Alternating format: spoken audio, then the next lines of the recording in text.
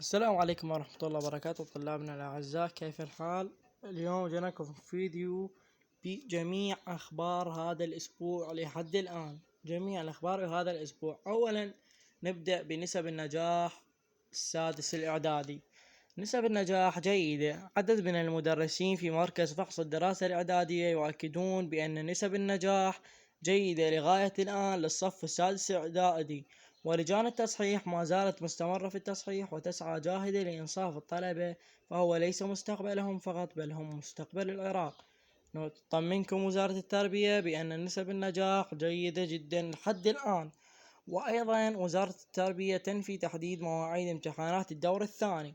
يعني أي شخص يقولك إنه الامتحانات نهاية شهر السابع بداية شهر الثامن بشهر الثامن بشهر التاسع، هذا كاذب، وهذا الخبر من جيبه. لحد الآن وزارة التربية ما منطية أي خبر. وأيضا بالخبر الثالث، عطلة رسمية في البصرة يوم الخميس. هذه محافظة البصرة توجه بتعطيل الدوام ليوم الخميس المقبل لارتفاع درجة الحرارة فوق 50 مئوية. لا تنسوا اللايك والاشتراك، وأيضا راح أخليكم رابط قناة التليجرام بالوصف. في أمان الله.